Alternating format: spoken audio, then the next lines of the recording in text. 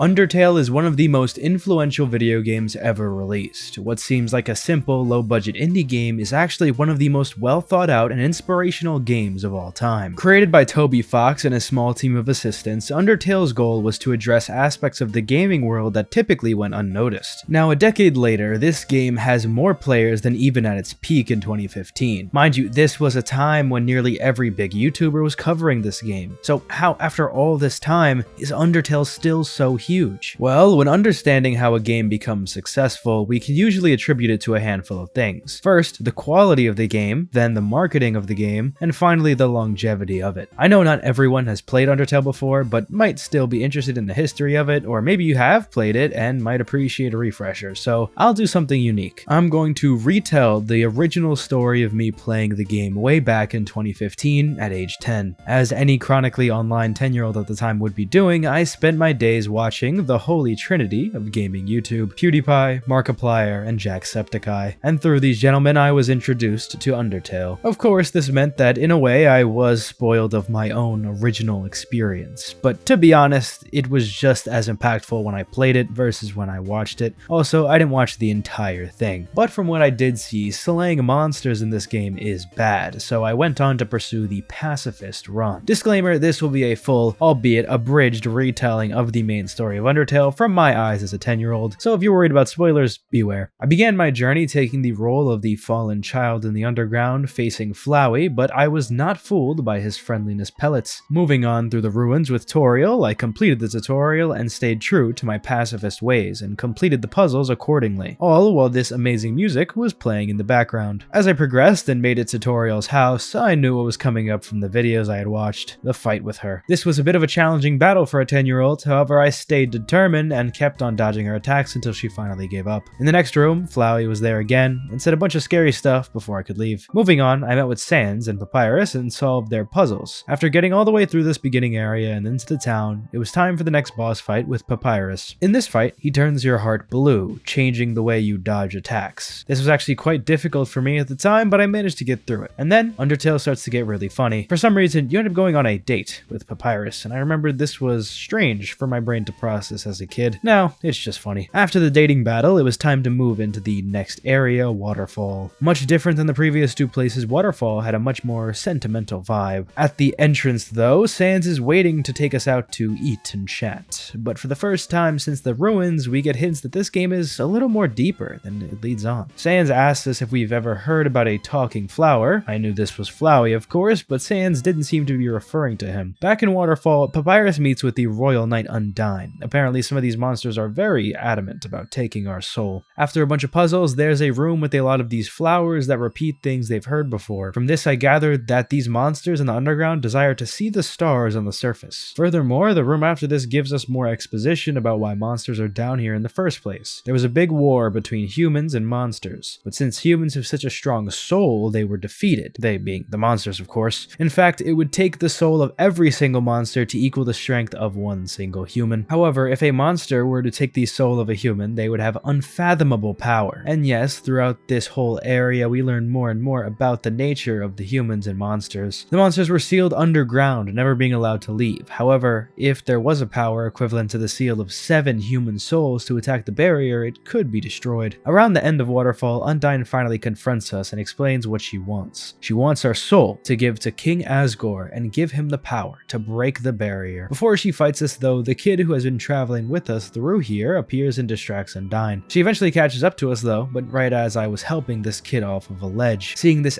act of kindness causes Undyne to be shocked and runs away. Apparently this mercy did not last for long though, cause in the next room Undyne attacked us again, for real. She turned me green, which made me unable to move, and I had to deflect her attacks from 4 different directions. After a couple of attacks, we're able to run away into the next area, Hotland. Undyne chases us here, but she overheats in her armor. Despite trying to kill me, I gave her the water from this random water cooler here and she walked away. Since I actually passed her house earlier, I went back to check on her. Papyrus was also here and somehow managed to convince Undyne to be our friend. But after accidentally burning down her own house trying to teach us how to cook, we go back to Hotland and into a big lab. Inside, I met the royal scientist Alphys, who offered to help us make it to Asgore's castle. The only problem is she accidentally made a robot killing machine called Metaton. The robot appears out of nowhere and gives us a quiz battle. Eventually Eventually, the robot left and I could progress further into Hotland. Much like the start of every other area, there was a lot of puzzles for me to get through. At one point though, I crossed paths with Mettaton again, this time on a cooking show. While it still hadn't battled me for some reason, there was a jetpack mini-game that I had to beat to move on. Further ahead, there was another section of puzzles leading up to yet another encounter with Mettaton, this time being a bomb defusal game. Shortly after, we face the main boss of the area, Muffet. She turns us purple, which only allows us to move up and down on these couple lines. This fight was probably one of the hardest actually that I can remember playing when I was a kid. Fortunately for me, after a while she let me go. In the very next room, Mettaton appears and starts singing until it sent me down into a puzzle dungeon. Down here, I battled Mettaton, but Alphys sent help and turned us yellow, which allowed us to shoot at it without actually dealing any damage. Mettaton runs away and I moved up to the MTT resort. Sans greeted me here and took me out to dinner. He explained a little bit more of his lore and how he's actually spoken with Toriel through the locked door in Snowdin. They typically would make bad jokes together, but one day, Toriel asked Sans to not hurt any human who walked through the door in the future. Basically, he just wanted to let us know that the only reason that we're still alive is because of that promise he made with her. Anyway, after exploring the resort a bit more, I went to the core. This place had a few more puzzles before finally reaching Mettaton once again for our real last battle with him. After a couple fights, we flip a switch on his back and it transforms into Mettaton EX. This fight was incredibly difficult for me. I don't know if it's actually as bad as I remember, but I was so stuck on this back in the day. Regardless, Mettaton eventually runs out of power and we were allowed to move on to Asgore's castle. However, Alphys tells us that to get home, we have no choice but to take Asgore's soul. Knowing this, I moved on into New Home. Here we learn more about the true backstory of Toriel and Asgore. Long ago, there was a human who fell into the underground. Azrael, Asgore's son, brought the human into the castle, and the human became close with the royal family. But one day, the human became ill, and they had one final request. They wanted to see the flowers from their village, but there was nothing anyone could do. Azrael ended up taking the human's soul, crossing the barrier, and going into the village of the human. Azrael found a bed of golden flowers, but the humans in the village attacked him, and Azrael did not fight back. He walked away and stumbled home wounded. In the castle garden, he collapsed and his dust spread across it. From this point on, Asgore made a new rule to take the soul of any human who stumbled down here in order for all the monsters to escape. But then, I finally made it to the last corridor, and Sans was here to judge every action I took in the game. He explains to us that EXP stands for execution points, and that when you have enough EXP, your love increases, which means level of violence. But since I never hurt any monster in my run, Sans praises us, but also warns us for the ultimate battle. Up ahead I encountered him, and he turns out to be a very nice guy. However, once we realized that, well, there's nothing we can do, we have to fight, I walked to the barrier and challenged him to the last battle. As his first attack, he destroys the mercy option. All I could do was talk and dodge the attacks. This fight is no joke, and in the fight he renders talking useless, forcing you to fight back. But as a kid, I actually felt horrible about fighting back, and I probably spent 30 minutes just dodging without fighting back. However, there was no choice here. I brought his health bar to as low as it can go, and he eventually fell to his knees and explained his point of view. I still made the choice to spare him, and right when he was about to take us into his family, Flowey finishes him off, takes the souls of the other humans, and crashes the game. So I actually did know there was a point in the game that it would crash, but I didn't know it was here. So I reopened it, and I was greeted by a black void. But Flowey shows up and explains that he basically wants to become a god,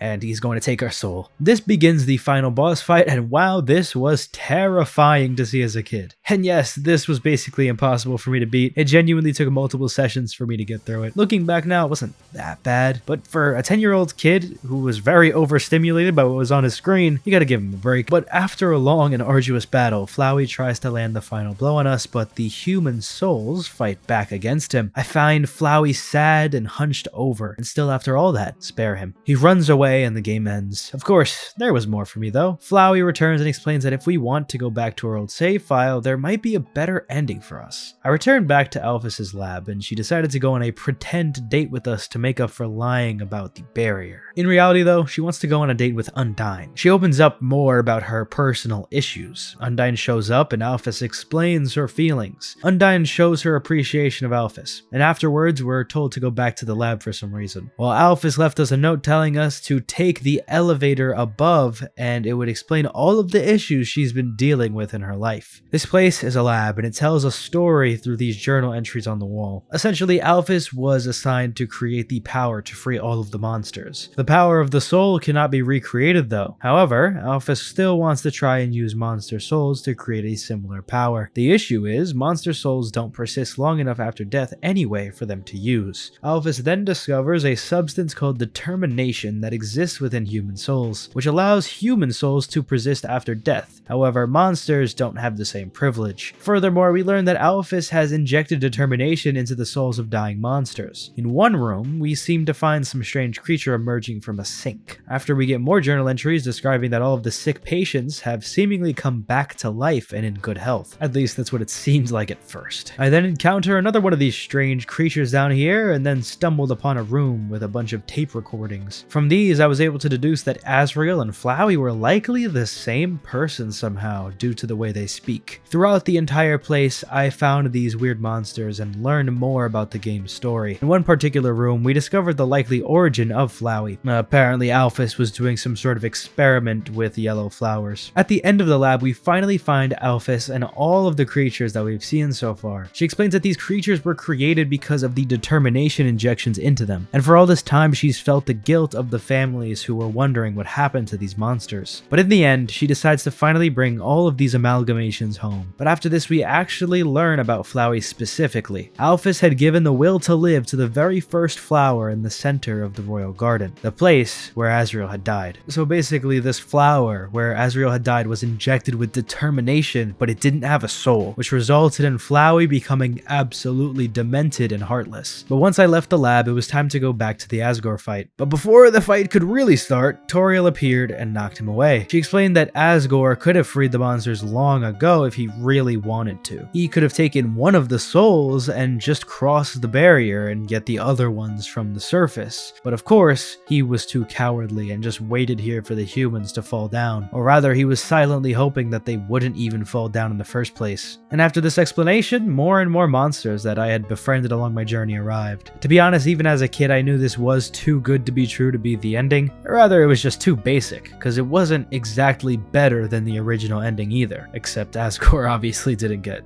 cooked. Regardless, Flowey appears and takes everyone's soul and becomes Asriel Dreamer. And despite this being the real, actual final boss, it's not actually that bad. Also, you can't really lose in the first place, so. Anyway, this fight was still really cool, especially since you go back to all of your friends and save them from Asriel by calling back to previous moments in the game. Once I saved everyone, Asriel started to break down and cry and stop attacking me for real. Eventually, he gives up and reverts to his normal form. And this is where we learn the truth about the protagonist. Their name is Frisk, and the name we gave our file at the beginning of the game was actually naming the very first human that Asriel became friends with. Anyway, Asriel explained that as a flower, he has no soul, and he could not empathize with anyone. But of course, he cannot keep all of the souls in him at once, so he decides to use the last of his time with the power to free all of the monsters and break the barrier. And with that, we give him a hug, and he returns to flower form. We wake up back with all of the monsters and decide to head to the surface. With this beautiful last scene, the main character Frisk acts as the ambassador for the monsters. Alright, now that we got a nice refresher of the adventure, it's safe to say that the game itself was nothing but impressive. Now, let's talk about the marketing of Undertale. In business, they say the best marketing is the kind that you don't have to do at all. Word of mouth. See, big budget games have the option to hire giant marketing teams and do all these advertisements and trailers, but for indie games, things like that aren't really an option. In Undertale's case, its marketing was actually beginning far before it released. In 2013, Toby Fox launched a Kickstarter campaign to fund Undertale's development. Back in the day, these Kickstarters used to spread fast on the internet, and considering how cool Undertale's was, it was no wonder why it blew up. At the time, Fox had a small demo for the game, highlighting features like sparing enemies, solving puzzles, and other fun dialogue. It drew similarities to very niche but devoted fan bases like the Mother 3 and Earthbound communities, so it began to grow traction. It ended up raising $50,000 out of the $25,000 goal, so Toby was well equipped to make Undertale. Fast forward around 2 years later, Undertale was officially launched on PC. The patient Kickstarters were very happy with the game and it was praised all over their community. The initial reception quickly reached huge content creators with millions of subscribers. And if you remember YouTube culture back then, you know that whatever these guys were playing, you were playing too. For word of mouth to be an effective method of marketing, you need to fulfill two things. Number one, be able to reach people in the first place, and two, actually have a product that's good enough that it makes people want to tell their friends about it. Because if Undertale was just good enough, it really wouldn't have reached the heights it did. Undertale blew people away though. People's favorite creators praised the game as they discovered all the different paths and secrets in it, and at this point, the game was topping the Steam charts. It was one of the most critically acclaimed games of the year, and it had sold over 100,000 copies in its first month, which is genuinely insane for having zero marketing besides a trailer and a Kickstarter. But a game cannot contend for not only the greatest indie game of all time, but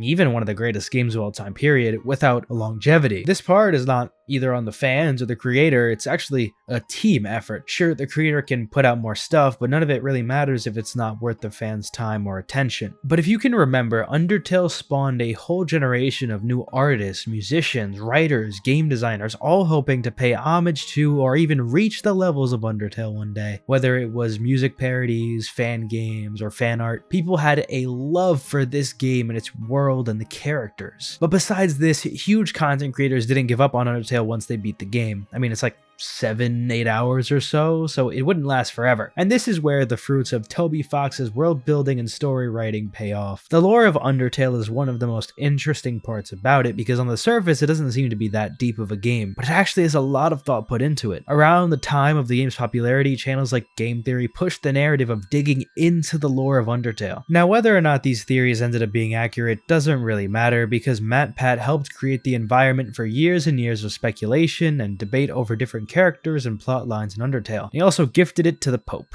Just wanted to remind you guys that he did actually do that. But eventually, when Toby Fox started putting out his successor to Undertale, Deltarune, the lore detectives only had more fuel for their fire. Since this video isn't about Deltarune specifically, I won't talk about it too much, but it is absolutely foundational to the longevity of Undertale itself. While Toby Fox tends to not disclose much about his current developments, he has kept a steady stream of fan engagement, and whether that's putting out fun collector's editions or merch, the fact that he's keeping Undertale alive all this time, it's pretty awesome, man. Interestingly enough, Undertale actually reached a new peak this year during the Steam Spring Sale when he dropped it to $1. Kinda crazy how more people are playing the game now than they did in 2015. I guess the gaming world really has expanded a lot in the last 10 years. So if you wonder why Undertale was able to become such a worldwide success despite the lack of proper marketing and relatively low budget, it's because of how devoted both Toby Fox and his team are. But it's also because of how much the fans simply love the game. And of course, the music is absolutely amazing, let's be real. If you've made it this far in the video, thank you. And I'm trying to hit 10k subs this year, but almost 98% of my viewers aren't even subscribed, so I'd love for you to help me improve that number. I also have a Patreon in the top link in the description if you want to support the channel. Thanks for watching.